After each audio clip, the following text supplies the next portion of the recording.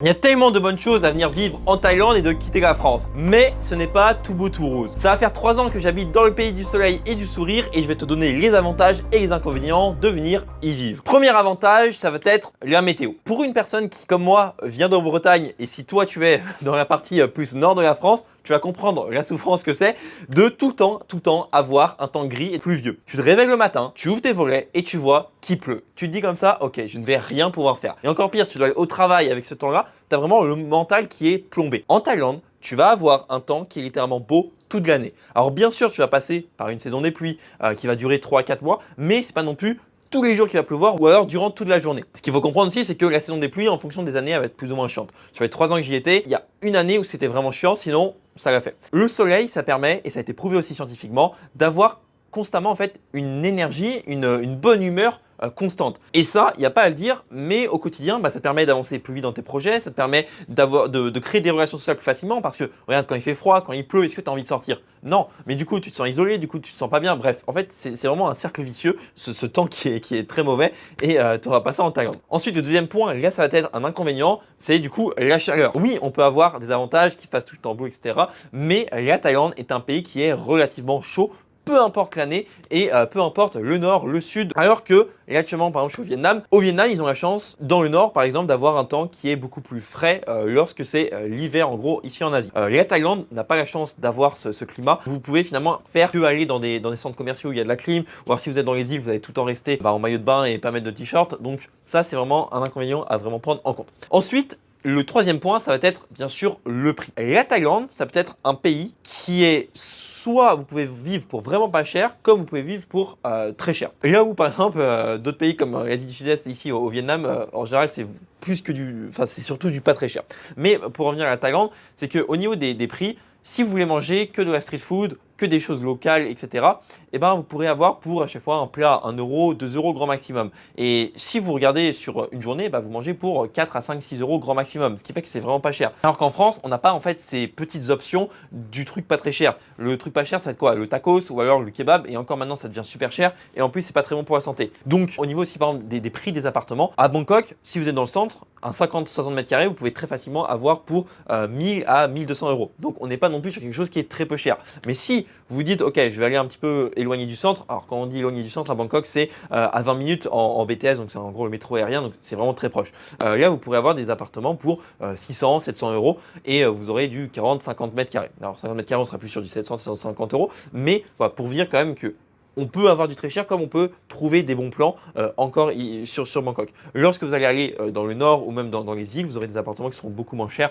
et avoir pour 500 euros. Donc, hyper avantageux pour avoir un coût de la vie qui est pas très cher. Donc aujourd'hui, comme tu le vois avec le prix par exemple, ces destinations, ça présente de nombreux avantages. Tu vois concrètement que tu as un confort qui est 100 fois mieux que ce que tu avais en France. Tu te réveilles, t'as pas de boule au ventre, t'as pas de bouchon et t'as pas non plus un patron qui est là pour te gueuler dessus. Tu sens finalement que tu peux réellement profiter comme bon te semble. Mais comme on l'a vu dans les prix, la Thaïlande, ça devient de plus en plus cher. Et avant, tu pouvais vivre peut-être avec 600 euros, mais aujourd'hui, le grand minimum, c'est 1000 euros et tu n'auras pas une vie comme tu l'imaginais quand tu arrives en Thaïlande. Et le problème, c'est que tu pourras pas non plus compter sur tes économies pendant très longtemps. C'est pourquoi il te faut naturellement une activité en ligne. Et je dis bien en ligne parce que trouver quelque chose sur place, c'est compliqué et en plus, ça paye pas forcément très bien. De mon côté, c'est une activité qui s'appelle le setting qui m'a permis d'avoir la vie que j'ai aujourd'hui, donc de quitter la France et de pouvoir venir m'installer en Thaïlande. Cette activité, elle te demande pas de compétences de départ et elle te prend 2 heures par jour. Donc si tu veux avoir plus de détails pour avoir une activité et pouvoir venir vivre ici en Thaïlande, directement, je te laisse cliquer sur le lien dans la description. Le but, c'est de faire un appel avec moi pour qu'on puisse discuter de ton projet et que d'ici 3 à 6 mois, tu puisses venir t'installer ici en Thaïlande. C'est le premier lien dans la description. Le quatrième point, ça va être la barrière de la langue et ça, c'est un inconvénient. Pourquoi? Parce que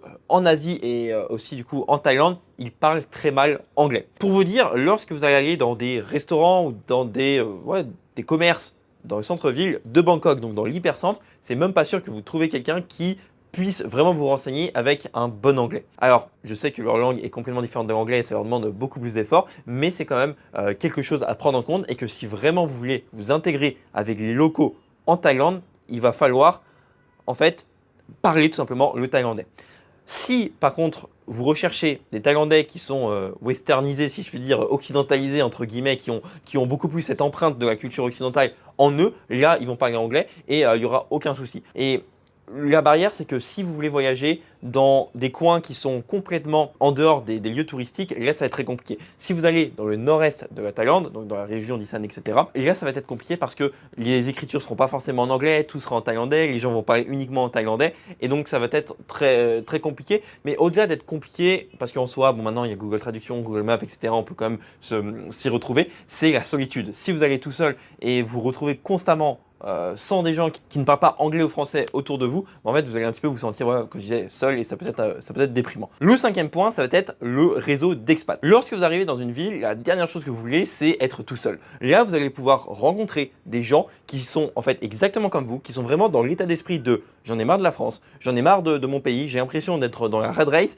et je veux quitter la France et faire quelque chose de ma vie. Et ces personnes-là l'ont fait. Donc, ce sont des personnes avec qui vous allez plus facilement connecter que par exemple des personnes qui sont en France et qui sont en mode mais pourquoi tu veux quitter la France, c'est très bien, tu as un CDI, tu devrais être heureux, etc. etc. Et là, non, ce sont des personnes qui vous ressemblent et quand on veut connecter avec des personnes, bah, plus on va avoir de points communs et des idéologies qui sont les mêmes, plus on va connecter facilement et aussi de manière plus profonde.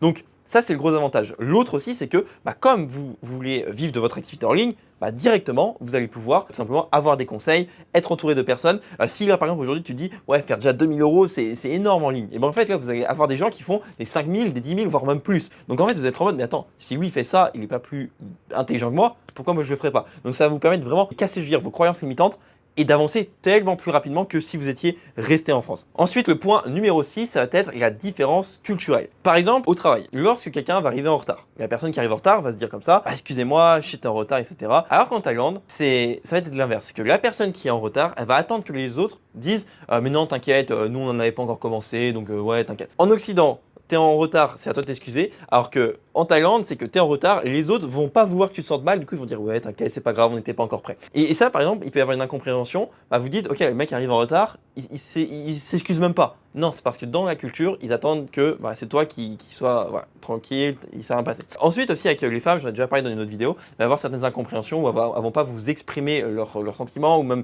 dans le sens où elles vont pas dire quand quelque chose ne va pas. Et du coup, ça crée un petit peu de friction dans la relation et c'est super chiant. Après, je vais pas rentrer dans toutes les différences culturelles, mais si on ne les comprend pas et on ne fait pas l'effort de se dire ok, je suis dans un autre pays, je vais vraiment comprendre quelles sont eux leurs façons de fonctionner, il y aura un petit peu des couacs des fois, surtout en fait si vous interagissez directement au quotidien avec des Thaïlandais, Thaïlandaises. Ensuite, le numéro 7 qui est encore un inconvénient qui va être le bruit et la pollution.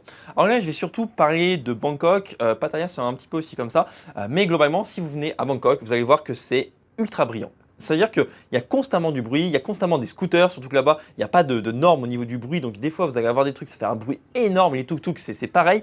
Et ça peut être en fait fatigant. Aussi, vous allez avoir la pollution. La pollution, c'est à prendre en compte parce que plus vous allez respirer chaque jour de la mauvaise air, plus directement, vous allez avoir des risques de maladies qui vont arriver. Donc, il faut prendre conscience de ça. Lorsque vous allez à la Pattaya, c'est un petit peu pareil. Alors que lorsque vous allez arriver dans les îles, il y aura quand même beaucoup moins de pollution. Mais même aussi dans le nord, vu qu'en fait, ils brûlent les champs, il y a aussi énormément de pollution. D'ailleurs, si vous regardez les indices d'air pollué, souvent Chiang Mai est dans les premiers. Et le dernier point, qui est du coup là un avantage, ça va être l'ambiance générale. La Thaïlande, j'ai déjà dit dans certaines vidéos, c'est que c'est GTA. Ça veut dire que, vous savez, dans GTA, vous êtes dans San Andreas.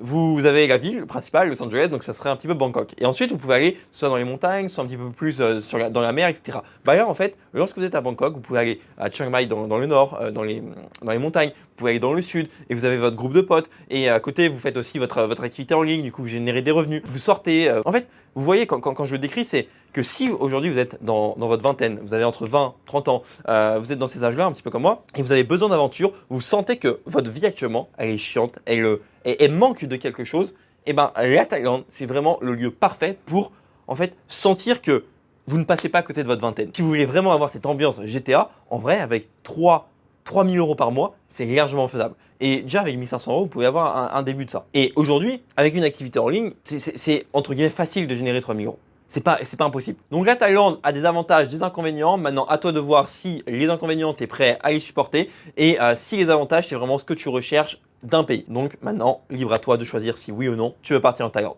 Et si c'est le cas, directement clique sur le lien dans la description pour prendre un appel avec moi.